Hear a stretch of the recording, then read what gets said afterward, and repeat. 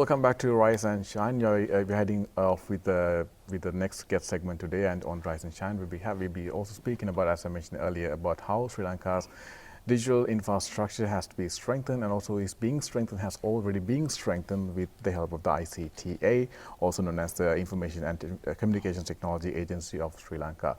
And when it comes to the digital backbone of the country, strengthening and also reinforcing and revitalizing of these backbone is important when it comes to heading off to the fourth industrial revolution, and also making sure that we are in par with other nations when it comes to technology. So to speak about this aspect, and also how Sri Lanka is ready with this in par with other nations, we have the chairman of the ICT Agency of Sri Lanka, chairman, and the Mr. Jayantha De Silva joined us today this morning, and we with pleasure and honor to have you in the studio. Good morning, sir. Morning to you. And yes, so to start off the conversation and the discussion, we'd like to ask you, what is ICTA? We know the term, Right. but most people might not be aware of what it does. So if you can start off with the task and what ICTA is, that's a good start for that. Sure. ICT, of course, stands for Information, Communication and Technology Agency of Sri Lanka. Relatively, we are a young organization. Sorry. ICTA was formed in 2003 under the Act 27, which empowered the ICTA to support the Cabinet of Ministers in the formulation of ICT policies. So it was a very broad mandate. And in 2008, under the Amendment Act of 33, we were given the mandate to be the secretariat and to support the Interministerial Committee on ICT Policies of Sri Lanka.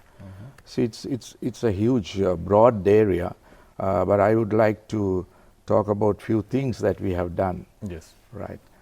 Starting from 2003, we are about 17 years old, relatively a young organization, but in our sector is quite old compared to, when you take ICT, 6 months you're obsolete. So we have done many national projects. Few of them, if I say 1919, where any person could call 1919, get any information on public service in all 3 languages, including sign language. So this is a huge boost for the rural people, right? And then if you take the e-revenue license, right, you could stay at home and you can get the e-revenue license. So likewise, we have done about over 100 projects, national projects, which are sometimes very large in nature and sometimes quite small. And we have been given a lot of, we have received a lot of international awards. So time has come now to look back, 17 years.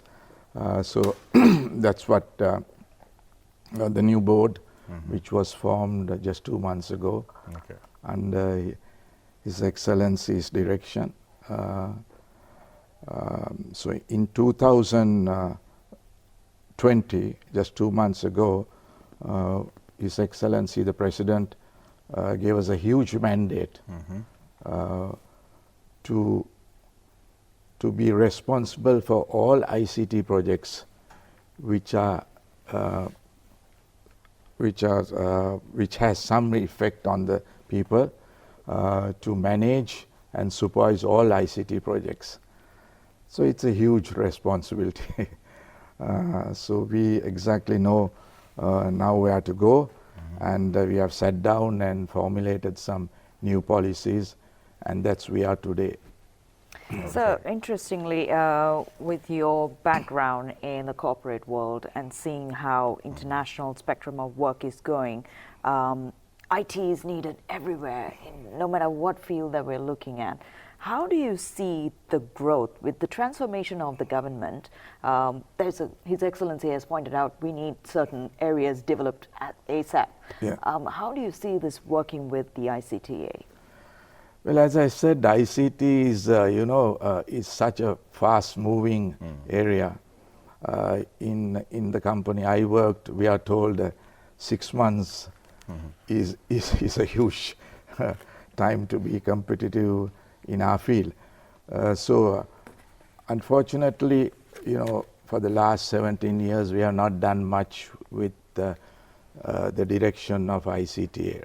We have gone to the fundamentals of 2002 or 2003. So we sat down, and I would, at the very initial stage, tell you that we are quite capable of being good or better than anywhere in the world, right? When you take Sri Lankans, right, the conceptual ability, the conceptual designing ability is as good or better than most of the other countries that you may perceive to think that they are good. So we are not exploited this situation, to be very honest. So if you look at the slide, if possible, we have identified two scopes. One is if you can see that, right?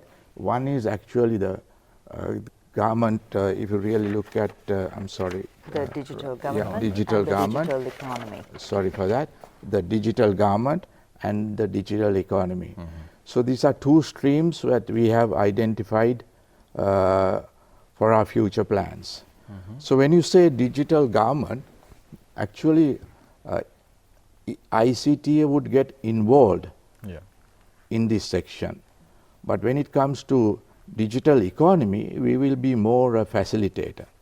So if you really look at the slides, the earlier slide, there are three aspects that we are going in. One is capacity building, the other is technology diffusion, the third is digital laws and policies. And the one that you asked just now is actually technology diffusion. Diffuse the technology. So in my next slide, which looks complicated, but it's not so. We have tried to put a lot of information in there. So if you really look at the next slide, if you can, this slide, which looks a bit complicated, right? So if you look at the foundation, this is exactly what we are planning is, the local government network, which is in operation at the moment. That's the network, right? Just like the internet network. We own and we are operating and we are supervising it. That's in place.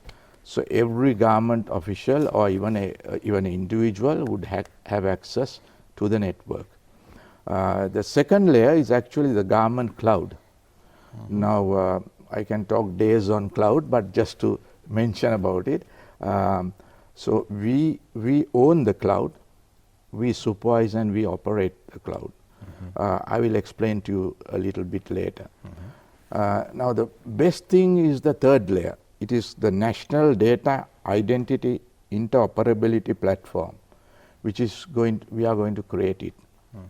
That would be the orange layer. Yeah, that's right. No, this layer. This blue layer, one. The blue top layer. Okay. Right? Now what is this? We are going in for a electronic ID system. This is going to be the backbone of this layer, where all data pertaining to anything, incident or anything, we can bring it to a common database. So there will be interoperability. If I take an example, now say in your experience, right, when you go to a government place, they ask you the birth certificate, a copy of the birth certificate, certification, it's a huge problem. So your birth certificate must be there in about 10, 15 places. Now that's extremely absurd. So once the Grama Niladhari gives you the birth certificate, the information would be trapped there, and that's all. After that, right, anywhere you go, you will have one screen and you will access the information. So this is just an example. So other than that, there are many, many other factors where the common man would have access to this information, and all information would be in one cloud, well, of course, in different databases, but it can talk to each other, share the information. So this is going to be a huge boost for the country. And I would say compared to many other countries, even in the region, we'll be the first to do it. So just to interrupt you there, now when we collect data, it's important, and it's of course bringing convenience anywhere you go, whether it's the healthcare, hospitality will be one of the key places that will need it for emergency cases. But countries like the Europe are very concerned about data protection, especially individual information being shared. What's our take on security here? Well, to be honest, all this information are with the government at the moment. And if you go to any developed countries, this information is actually there, right? So it's a matter of just bringing into one place, right? And that will give more security, because the government will be responsible. There'll be a lot of security built into it, right? And every time there'll be a mechanism where we inform the owner of the data, right? We'll get his approval in some cases, right? Like now, suppose you take medical information, it's a boost for the patient itself, right? Wherever the patient comes from Anuradhapura, now he comes to Colombo, tomorrow Matara, right? So this is the way the world moves. But of course, the data, as you said, this is again a major concern all over the world. But actually, if you really look at it from the identity card, right, from the driving license, if all information is there at the moment somewhere. And today, when you walk along, thousands and thousands of CCTV cameras capture your information, right, and they are all there. So it's a method how we should approach, give the confidence. I'll touch that later on, that the government should take the responsibility and also give the confidence to the people, right, that this is exactly what we are using your data, and for this purpose only we are going to use this data. That's right. I think data protection has become an issue. I think a country, I believe it's Brazil, is also going through this process right now, because they have come to the point where the government has decided to sell or privatize one of their government entities, and the whole country is going havoc, because that will be about selling the data at the same time. So I think that's the issue that the global perspective also has at the moment. So when it comes to ICTA, you mentioned about the technology diffusion and how it can benefit the rural villages. So what are the avenues you're looking at? Because we mentioned about education and certain other avenues. If you can please look at the certain avenues that ICT is looking at when it comes to data, this technology diffusion, to benefit each and every citizen in the country. Sure. Now there is a misconception always that software, we are talking about software layer, right? Actually, but the normal person who benefits from technology is not bothered about software. The telephone you are using, 90% is software. That's right. Right. So you are not bothered about it. The same way, one of the biggest aspects of software and technology is technology diffusion today. It doesn't diffuse to the right people. Now, when you take Sri Lanka, a lot of people may not know, 80% of our people are rural.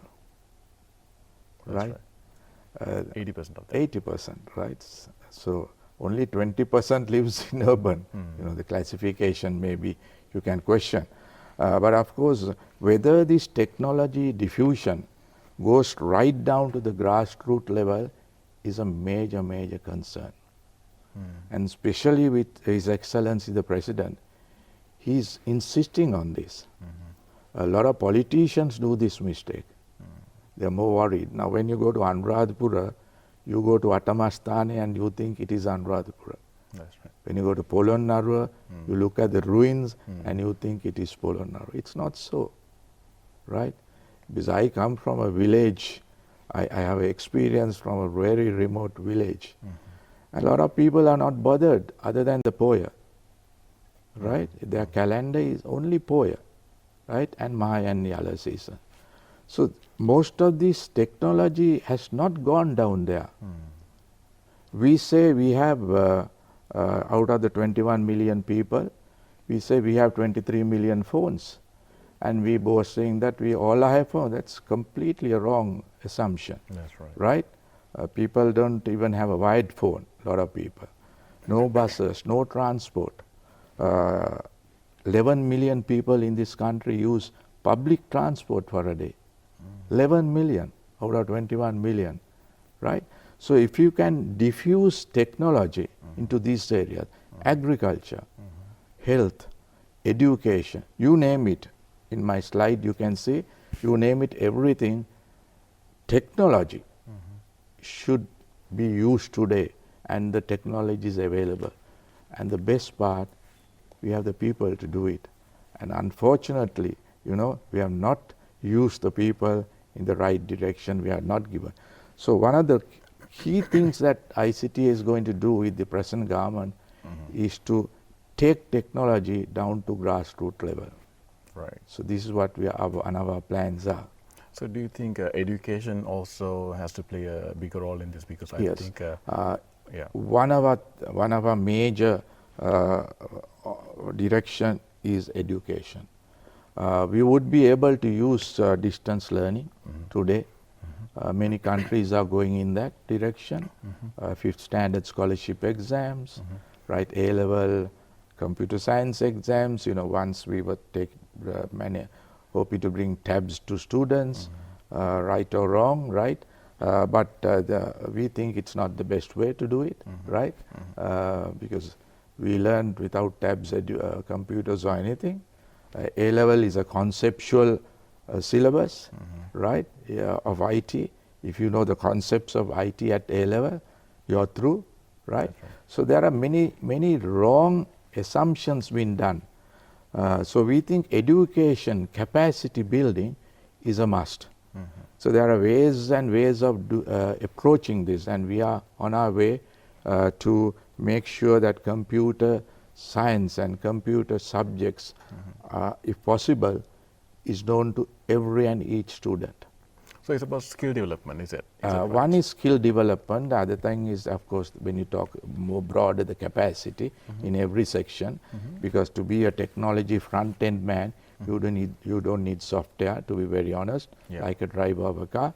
So these are things that we because the board, ICTA board consists of all technology guys this time, right? So we know the game. We have done many things to this country, where some of our companies are international companies, right? Which are in top 10 companies. So we have proved beyond any doubt that we are good or better than most of the other countries. But it's the direction that matters, and we are going to empower this into the right, down right to the grassroots level. Okay. So in order to get, now you mentioned about having to diffuse and the need to diffuse all these technologies to the grassroots levels and to the villages and to rural areas. If you can mention a few steps that ICT has taken already when it comes to initiating this endeavor. Well, of course, to be very honest, some of the things, you know, we have done, we have gone in a direction which was supposed to be the best last 17 years. We don't think so. We are going to transform the ICTA into a complete different organization. So I tell all, please don't judge us by 17 years of ICTA. Okay. I don't blame them at all, right? So we are going to change how we are going to work. If you take our board, it's an operational board. All 7 of us, right? We have one particular area and we are taken over, and we are at the operational layer, because we are very good at ideas, Sri Lankans, right? But when it comes to operational layer, we are very weak. Don't think it's only the government. I've been working with the private sector, even private sector. The hand-holding aspect is extremely important. If I go beyond this, if you take India, people think it's so, but operational layer is very weak, right? So this hand-holding concept, in the developed world, the biggest aspect, they are operational, they are very, very strong. So once the idea is like matured, given to them, it just goes on. In our case, if you take the past projects, we have done very well, but when it comes to operations, it has failed or not given the desired results. So education is actually even to educate people how to use systems, how to derive systems from this. So it's a huge capacity building exercise that we are going to do. If I just add, we are going to have a designation called CIOs in every government organization, right? Train them and get them to own the system. Because actually for any project to be successful, there are three aspects: the budget, the ownership, right, and the usefulness of that, right? Whether it's not useful, then it dies automatically. So this, the biggest problem for us is the ownership. So I know time is of the essence, and we would love to have you for 1 hour or more to discuss more in length. But I also want to ask about cybersecurity, which is one of the primitive topics around the world. It's scary sometimes when we hear it. Where are we headed? Well, cybersecurity is one aspect that we are discussing very, very seriously. We may not have given the right emphasis or right direction on this. His Excellency the President is extremely concerned about it, and we are doing a lot of things on it. So we are discussing with a lot of other countries which are very strong in cybersecurity. So we are working with the defense, right? We should work with the defense. Because don't expect people to come with guns again, right? They would, it will be a complete different ball game, right? You could, because the software, what is developed, the technology, what is developed, if it's known to, you know, the normal guys who are on the other side sometimes knows better than us. Right. That's right. They concentrate, they do very much, so we'll have to be ahead of it. They've done their homework. Yeah, they have done their homework. They are quite so, we are aware of it now. We are putting a lot of emphasis on that. But be assured, we are on the right track. Just to tap on that now, social media also, we have a huge population very much glued on social media and different channels as well. Recently, last Monday, the founder of Facebook itself said he's going to tighten the security system because we see too much of abuse and harassment constantly being there. Is there a part that the ICTA is involved in terms of looking at the security for Sri Lankans?